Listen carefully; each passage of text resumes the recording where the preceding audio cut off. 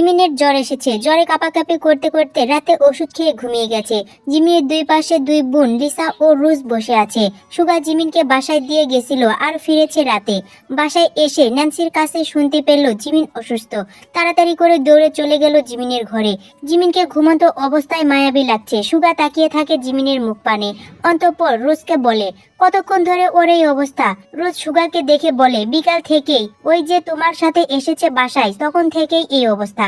Doctor দেখিয়েছে? আরে না, জ্বরের ওষুধ দেওয়া হয়েছে, ঠিক হয়ে যাবে।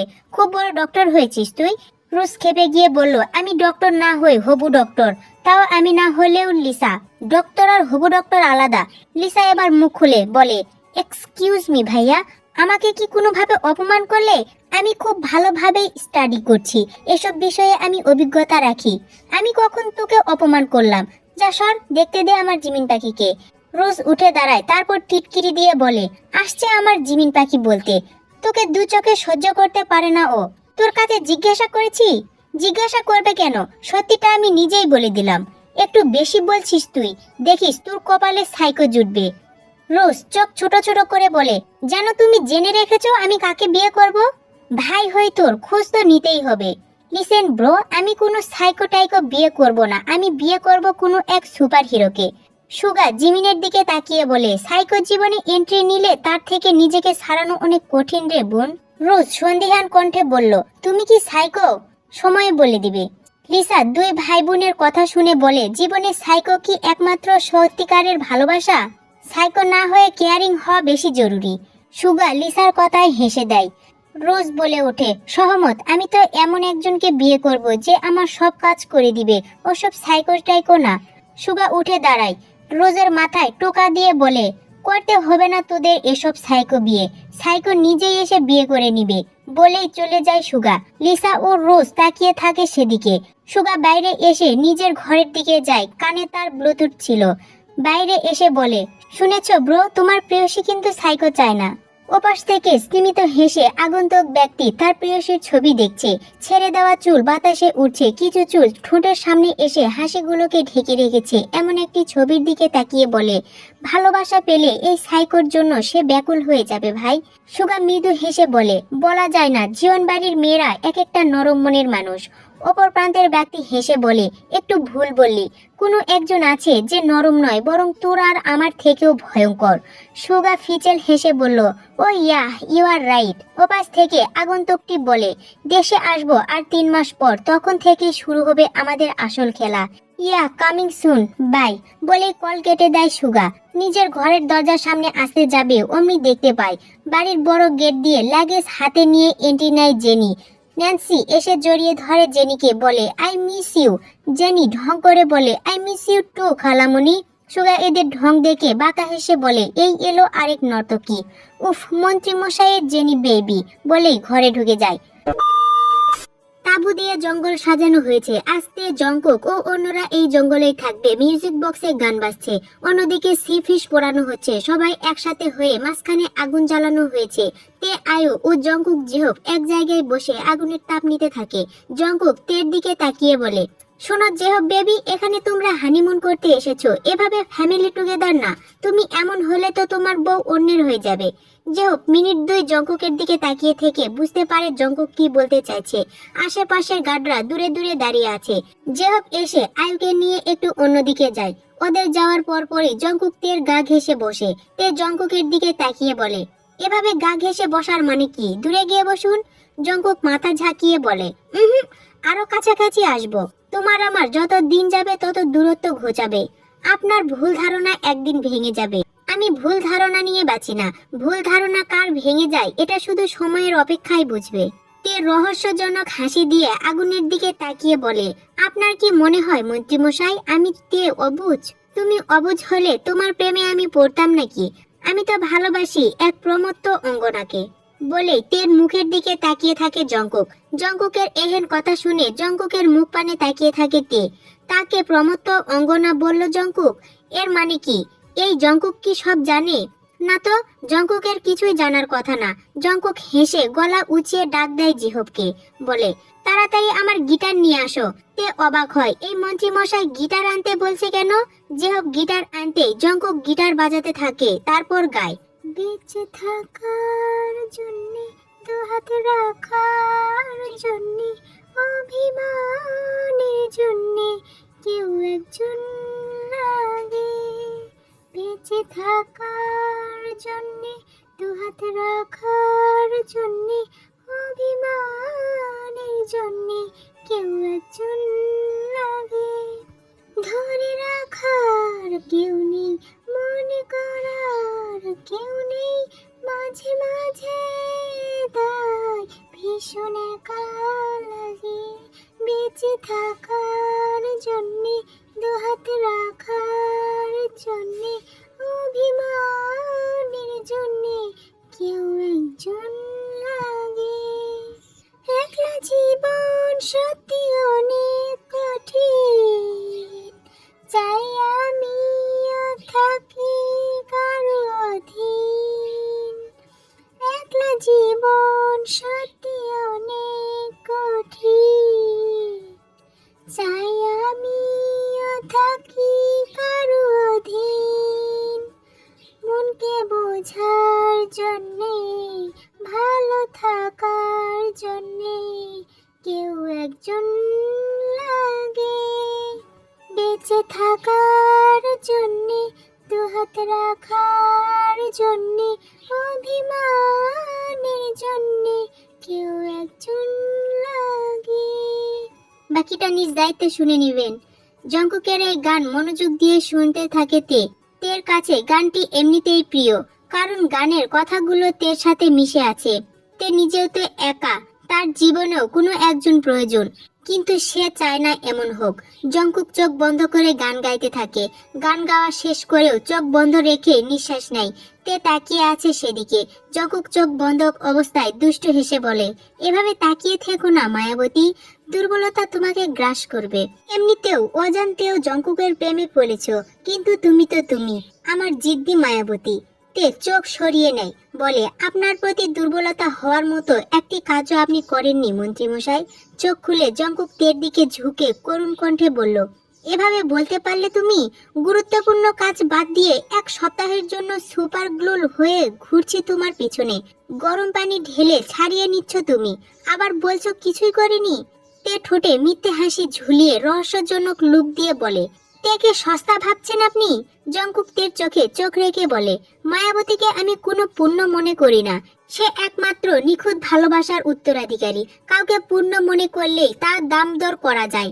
আমি তোমাকে পূর্ণ নয়, বরং আমার জীবনের ধন্য হিসেবে পেতে চাই।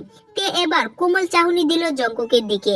এই জঙ্কুক তার জন্য খুন করেছে, আবার এই জঙ্কুক তার জন্য কাজ বাদ দিয়েছে। এই জঙ্কুক তার জন্য অনেক কিছুই করেছে, সেটা কেউ করেনি। জঙ্কুকের চোখে নিজের প্রতি সত্যিকারের ভালোবাসা দেখেছে তে, কিন্তু সে নিরুপায়। ওই বংশে যেতে চায় না, সে দূর থেকেই করতে চায় তাদের ধ্বংস। কিন্তু উপায় নেই বলে জঙ্কুককে নিজের চাবিকাঠি হিসেবে বেছে নিল। কিন্তু জঙ্কুকের জন্য বানানো ফাঁদে সে নিজেও পা দিচ্ছে, এটা কিভাবে মেনে নিবে? জঙ্কুক তের ওই শীতল চাহনি দেখে এখনই তের চোখ থেকে অশ্রু বর্ষণ হবে, যেটা তে কাউকে দেখাতে চায় না। তাই জঙ্কুক সবাইকে বলে, বাচ্চারা চোখ বন্ধ করো, তোমাদের মন্ত্রীমশাই এখন প্রেম করবে। কিছুটা রসিক সুরেই বলে কথাটি। সবার সাথে সাথেই চোখ বন্ধ করে। জঙ্কুক তের মাথার পিছনে হাত দিয়ে তের মুখ এগিয়ে নিয়ে আসে। অন্তঃপর তেকে নিজের বক্ষে লুকিয়ে রেখে বলে, মায়াবতীর কান্না পাচ্ছে এখন, যেটা সে কাউকে দেখতে দিবে না। তাহলে আমি কি করে পারি মায়াবতীর ইচ্ছা অপূর্ণ রাখতে? কান্না করো মায়াবতী, মন খুলে কান্না করো। তোমার এই কান্না দেখবে না কেউ, তোমার মন্ত্রী মশাইও দেখবে না। তোমার মন্ত্রী মশাই পূরণ করবে তার মায়াবতীর ইচ্ছা। জঙ্কুকের কথাগুলো শুনে তের চোখ থেকে সত্যি সত্যি পানি বের হয়, কিন্তু জঙ্কুকের শেষের কথায় রহস্যের ভাস পাইতে জঙ্কুক পূরণ করবে তার মায়াবতীর ইচ্ছা, এই কথাটির উদ্দেশ্য কি? জঙ্কুক তের মাথায় হাত দিয়ে বলে, আমার পাঞ্জাবি ভিজিয়ে দিলে তো তোমার চোখের পানিতে?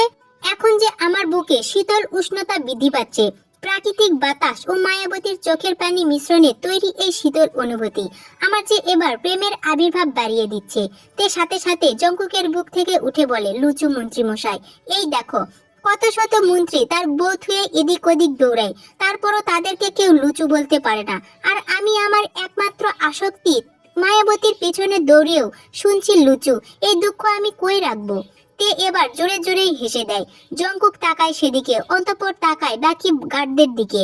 সবাই চোখ বন্ধ করে আছে, জেহব ও আয়ু তারাও চোখ বন্ধ করে আছে। এদিকে যারা মাছ পোড়াতে থাকে তারা চোখে হাত দিয়ে আছে। জঙ্কুক তাদের দিকে তাকিয়ে বলে, এভাবে মন্ত্রীর প্রেমের জন্য অপেক্ষা করতে করতে তো মন্ত্রীর রাতের ভোজ নষ্ট করছো। মাছ তো একেবারে কয়লা হয়ে যাবে। জঙ্কুকের কথাগুলো শ্রবণ হতেই সবাই বুঝতে পারলো মন্ত্রী মশাইয়ের প্রেম শেষ। এখন তারা প্রকৃতি দেখতে পারবে। সবাই চোখ খুললেও জেহব খুলে না, বলে, আপনার প্রেম শেষ বস। আয়ু মিটি মিটি হাসতে থাকে। জেহব যে জঙ্কুককে খেপাতে এটা বলেছে এই বিষয়ে জঙ্কুক ও সবাই ধারণা রাখে। পাশে থাকা কমলা লেবু হাতে নিয়ে ছুঁড়ে মারে জেহবের মাথায়, বলে, মন্ত্রীর প্রেম নিয়ে রসিকতা করো তুমি? তোমাকে তো হানিমুন থেকে বয়কট করা উচিত। জেহব চোখ খুলে। লেবু ছুঁড়ে মারাতে ব্যথা পায় না জেহব, কিন্তু জঙ্কুকের এমন কথা শুনে সে হেসে দেয়, বলে, আমাকে মধুচন্দ্রিমা করতে দিবেন না বলে বলেও মধুচন্দ্রিমায় নিয়ে এলেন। বয়কট করলেও বাকি, এসব তো হয়েই গেছে।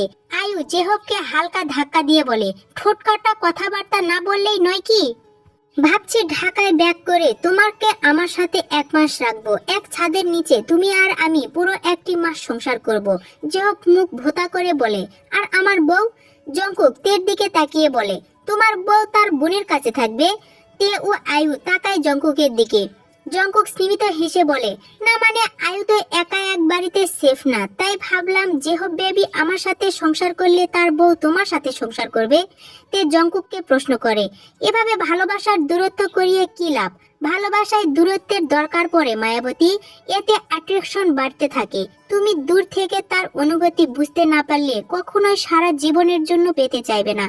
একবার ভালোবেসে দূরে থেকে দেখবে, এই ভালোবাসা আর হারাতে চাইবে না। তে অবাক হয়ে বলে, আপনি কি কাউকে ভালোবাসে দূরে ছিলেন? জঙ্কুক মাথা নাড়িয়ে বুঝিয়ে দিল, যার অর্থ হ্যাঁ। তে এমন ইঙ্গিত দেখে অন্যরকম এক অনুভূতি পায়। তার মনে হয় কেউ তার হৃদয়ে পাথর নিক্ষেপ করেছে। সে যেন আবারও একাকিত্ব বোধ করছে এখন। মনে মনে আওড়ায়, তাহলে কি আমি মন্ত্রীমশাইয়ের জীবনে দ্বিতীয় নারী? সবাই মিলে পুরানো মাছ খেয়ে নেয়, তারপর ঘুমানোর প্রিপারেশন করবে। কাল শেষ দিন চট্টগ্রামে, পরের দিন চলে যাবে ঢাকা। যে যে যার যার তাঁবুর দিকে চলে যায়। তে তাঁবুর চেন খুলতেই ওখানে কিছু একটা নড়ে ওঠে। জঙ্কুক তের পিছনেই দাঁড়িয়ে আছে।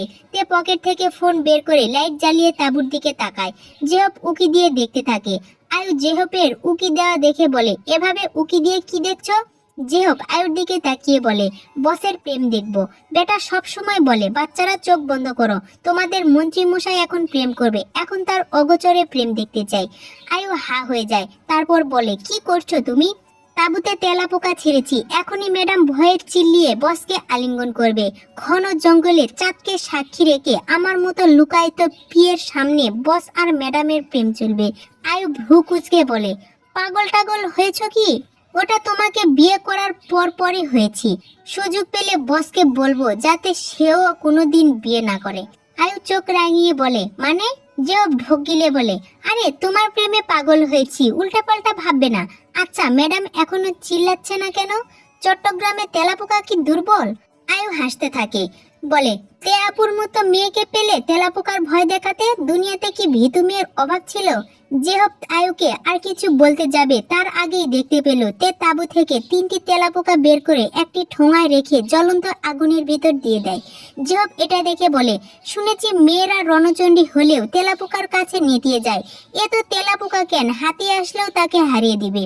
আয়ু জোরে জোরেই হেসে দেয়। তে ও জঙ্কুক আয়ুর হাসি শুনতে পেয়ে সেদিকে তাকিয়ে দেখতে থাকে। তে জঙ্কুক ওদের দিকে তাকাতে ওরা বের হয়ে আসে। আয়ু হাসতে হাসতেই বলে, তোমার আর জঙ্কুক ভাইয়ার রোমান্স দেখতে ও এখানে তেলাপোকা রেখেছে। তে চুপ করে তাকিয়ে থাকে জেহবের দিকে। জঙ্কুক আলতো হেসে বলে, জেহব বেবি বসে সেটিং করিয়ে দিচ্ছ বুঝি? হালকা ঢোক গিলে জেহব বলে, ওই আর কি। শোনো জেহব বেবি, আমার মায়াবতী হলো আস্ত একটা রক্তবতী। রক্ত নিয়ে খেলা তার নেশা, তাই বসের মায়াবতীর সাথে তার রোমান্সের ব্যবস্থা একটু ডিফারেন্ট ভাবেই করবে। ওকে বস। তে সবাইকে গুড নাইট বলে তাঁবুতে যেয়ে ঘুমিয়ে যায়। জঙ্কুক তার তাঁবুর দিকে যেতে যেতে জেহবকে ক্রস করার সময় জেহবের মাথায় টোকা দিয়ে বলে, মাই ইনোসেন্ট জেহব বেবি। সকালবেলা জিমিন এখন অনেকটাই সুস্থ।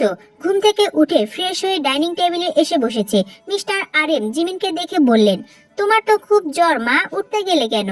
জিমিন মিষ্টি হেসে বলল, আমার জ্বর এখন নর্মাল বাবা। তোমার তো পরশু থেকে পরীক্ষা, প্রিপারেশন কেমন? নাকি দুর্বল বোধ করছো? যদি এমন হয় তাহলে এবার আর এক্সাম দিতে হবে না। আমি এক্সাম দিব বাবা। আমি কি লিসার মতো নাকি যে এখন ডক্টর হব বলে ভালো রেজাল্ট করতে হবে? আমি তো নর্মাল, পাশ করলেই হ্যাপি। জিমিনের কথায় সবাই হেসে দেয়। সবাই জানে জিমিন পড়াশোনাতে পিছিয়ে, কিন্তু কোনো ক্লাস গ্যাপ দিবে না। সবার হাসির মাঝে ওখানে উপস্থিত হয় সুগা। অন্যদিক থেকে আসে রোজ ও জেনি। সুগাকে চেয়ার টেনে বসতে দেখে জিমিন একবারের জন্য সুগার দিকে তাকায়। কোনো প্রতিক্রিয়া না দেখিয়ে জিমিন খাওয়া দাওয়ায় মন দেয়। জেনিকে দেখে লিসা বলে, তুমি কখন এসেছো জেনি আপু? তোমার তো কালকে আসার কথা ছিল। রাতেই চলে এসেছি, কাল তো আমার জঙ্কুক বেবি আসবে, তাই আমিও চলে এসেছি। সুগা বলে ওঠে, তোমার জঙ্কুক বেবি কি বলেছিল তোমাকে আসতে? জেনি অপমান বোধ করে। ন্যান্সি এসে বলে, আহ সুগা, এভাবে বলো না। জেনি অনেক ভালোবাসে আমাদের জঙ্কুককে। ব্রো ভালোবাসে কিনা এটা একবারও শুনেছো? নিজেদের থেকেই তো উৎসাহ বাড়িয়ে দিচ্ছ। জিন সুগার দিকে এগিয়ে এসে বলে, ও আর কি বলবে, ও তো ওর কাজ নিয়েই ব্যস্ত থাকে। এই যে গেল ঘুরতে, আমাদের ফোন তো একবারের জন্যও ধরে না। এত ব্যস্ততা তার, তাকে তো এবার বিয়ে করতে হবে। আমি ভাবছি মন্ত্রীর সাথে একজন স্মার্ট মেয়ে না হলে হয় না। আমাদের জেনি অনেক স্মার্ট, ওর সাথে জঙ্কুককে খুব মানাবে। সুগার ব্রেডে বাটার মাখাতে মাখাতে বলে, ওটাকে স্মার্ট বলে না, ওটাকে বলে গায়ে ঢলে পড়া স্বভাব। ন্যান্সি এবার সুগাকে চেঁচিয়ে বলে, সুগা তুমি কিন্তু জেনিকে অপমান করছো। অপমানের কিছুই না, এখন এইটুকু সহ্য করতে পারছো না, আর যখন সরাসরি জেনিকে হার্ট ব্রেক করতে হবে তখন সহ্য করতে পারবে তো?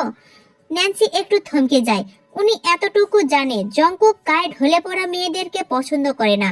বিদেশে থাকতেও সুগাকে বাড়ি যেতে শুনলেও জঙ্কুক কখনো যায়নি।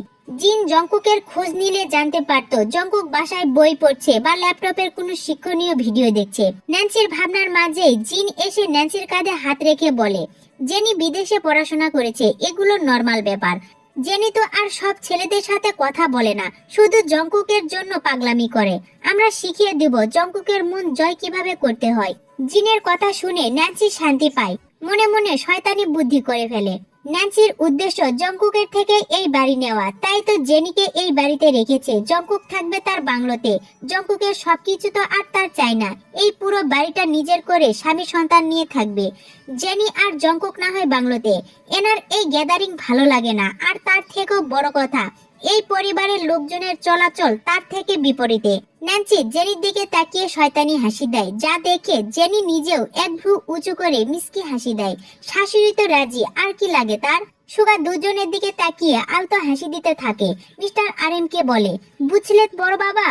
মিস্টার আরএম খাবার থামিয়ে তাকায় সুগার দিকে। সুগা বলে, জীবনে অনেক কিছু দেখার আছে, এখনই যেন হাঁফিয়ে যেও না, পিকচার আবি বাকি হে। মিস্টার আরএম মজা করে বলে, কিছু পপকর্নের ব্যবস্থা করে দিও, দেখবো আর খাবো। বাচ্চারা সবাই মিলে হেসে দেয়। পরিবারের সাথে থাকার কারণে জিমিনের এখন আর ভয় লাগছে না, কিন্তু মনে মনে বলে, আমি আপনার মুখোশ খুলে দেবো সুগা ভাইয়া।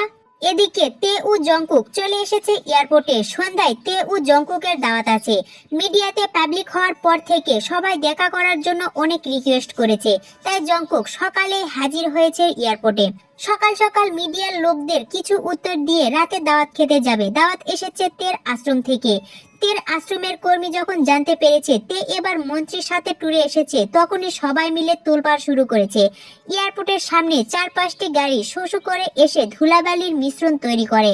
গাড়ির আগমন দেখে মিডিয়ার লোক মাইক ক্যামেরা নিয়ে তাদের দিকে এগিয়ে যায়, তাই সমস্ত ধুলাবালি তাদের দিকেই এগিয়ে আসে। দূর থেকে তাদের এই অবস্থা দেখে হেসে দেয় কিছু ক্ষুদ্র জনগণ। তাদের মুখ থেকে বের হয়, টাকার জন্য মানুষ উচ্চশিক্ষা অর্জন করলেও সহ্য করতে হয় অনেক কিছুই। গাড়ি থেকে বের হয় স্যুটবুট পরা জঙ্কুক। জঙ্কুকের অপর প্রান্ত থেকে জানালা খুলে বের হয় তের পরনে গাঢ় নীল রঙের গ্রাউন্ড। গাড়ি থেকে বের হয়ে চোখে সানগ্লাস খুলে সবার দিকে তাকিয়ে দেখতে থাকে তে। মুখে ঝুলিয়ে ওঠে মিষ্টি হাসি। এই সব কিছুই লাইভ ভিডিও চলছিল। জীবন পরিবার ঢাকা থেকেই লাইভ দেখছে। জঙ্কুকের গাড়িতে এত বড় মাল্টিন্যাশনাল কোম্পানির মেয়েকে তাও এত সকাল সকাল দেখে অবাক হয় জেনি, ন্যান্সি ও জিন। সুগার ঠোঁট প্রসারিত করে হেসে দেয়। জিমিন লিসার দিকে তাকিয়ে বলে, নতুন ভাবির আগমন, শুভেচ্ছায় স্বাগতম। আস্তে করেই বলে কথাগুলো। সুগার পাশে রোজ আর তার পিছনে জিমিন ও লিসা। রোজ চোখ ছোট ছোট করে বলে, কিসের ভাবি? ভাবি তো আমাদের সাথে বসায় আছে। তোর ঘটে বুদ্ধি থাকলে তো হতোই, দেখতে থাক কি হয়। রোজ মুখ ভেঙচি মেরে মনোযোগ দেয় লাইট দেখতে। মিস্টার আর এম টিভির সাউন্ড বাড়িয়ে দেয়। তে ও জঙ্কুককে একসাথে বের হতে দেখে মিডিয়ার লোক ধুলাবালি গেলার পরেও তাদের কাছে যায়। কিছুক্ষণ সাক্ষাৎ করে একজন সাংবাদিক বলে, আপনাদের এই সাপ্তাহিক ভ্রমণে তাও একসাথে, এটা লোকজন জানাজানি হওয়ার পর অনেকে অনেক কিছুই ভাবছে। আপনাদের কি আদৌ এমন কোনো সম্পর্ক আছে? জঙ্কুক সানগ্লাস পরা ছিল। যে সাংবাদিক এমন কথা বলে জঙ্কুক তার দিকে তাকিয়ে বলে, এটা আমি এখন বলতে চাই না, তবে যদি এমন কিছু থেকে থাকে তাহলে আপনারা খোঁজ পেয়ে যাবেন। জঙ্কুকের উত্তরে হ্যাঁ বা না কোনোটাই প্রকাশ পায় না। আরেকজন সাংবাদিক বলে, আপনাদের পরিচয় কিভাবে হয়? একই শহরে একই গন্তব্যের দুইজন বাসিন্দা আমরা, আমাদের কি আলাদা পরিচয় দরকার? সাংবাদিক হেসে দেয়। জঙ্কুকের ইনডাইরেক্ট কথাগুলো তারা আগে থেকেই আশা করে রেখেছিল। কোনো ব্যক্তি তার জীবন নিয়ে সরাসরি কনভারসেশন করবে না, কিন্তু তাদের কোম্পানি তাদের এসব প্রমোট করতেই তো পাঠিয়ে দেয়। তাই বাধ্য হয়ে টাকার চেহারা দেখে আসল নিউজ বাদ দিয়ে এদের কর্তৃকলাপ শুনতে এসেছে। একজন মেয়ে সাংবাদিক তের দিকে মাইক নিয়ে বলে, আপনার জীবনের সফলতার এই জার্নি আমাদের একটু শেয়ার করুন ম্যাম। তে মিষ্টি হেসে বলে, আমি যদি এখন আপনাকে প্রশ্ন করি আপনি কিভাবে এই মিডিয়াতে সফলতা পেয়েছেন, বলতে পারবেন ফুল ডিটেলস? সাংবাদিক থতমত খেয়ে যায়। এদের কাজ হলো অন্যের বিষয়ে হস্তক্ষেপ করা, তাদের বিষয় কেউ করবে না। তারপরেও বলে, হায়ার স্টাডি করে ইন্টারভিউ দিয়ে কিছু ট্রেনিং, এইভাবেই। তে এবার নিজের দিকে মাইক নিয়ে বলে, প্রত্যেকটা মানুষের জীবনে সফলতা শুরু হয় বিদ্যার সূত্র দিয়ে। যতটা বিদ্যা অর্জন করবে ততটা সফলতা পাবে। আপনি যেমন একটা সাবজেক্ট নিয়ে স্টাডি করে এই পজিশনে, আমিও তেমন আমার স্টাডি কমপ্লিট করে এই পজিশনে। কেউ কথা বাড়ায় না, তে কাউকে বলতে চায় না এই সফলতা তাদের পারিবারিক ব্যবসা, মানে নানা ভাইয়ের ফ্যাক্টরি থেকে শুরু। বললে আস্তে আস্তে সব প্রকাশ পাবে, এতে তার উদ্দেশ্য কখনো সফল হবে না। সে তো এই পজিশনে এসেছে জীবন পরিবারকে বরবাদ করতে। জেনি তেকে আজ প্রথম দেখলো, তাই সে প্রশ্ন করে, জঙ্কুক বেবির সাথে এই মেয়েটিকে? সুগা সোফায় হেলান দিয়ে বলে, তোমার সতীন। জেনি রাগান্বিত চোখে তাকিয়ে থেকে বলে, কখনোও হবে না। তুই না চাইলে ব্রোকে ছেড়ে দিতে পারিস, যদিও তুই আর বেশি দিন নেই। ন্যান্সি জেনির পাশে বসে জেনির মাথায় হাত বুলিয়ে বলে, shut up Suga, Jungkook and Jennie একটা বেস্ট জুটি, এখানে অন্য কেউ আসবে না। সুগা হামি দিতে দিতে হেয়ালি করে বলে, দেখা যাক।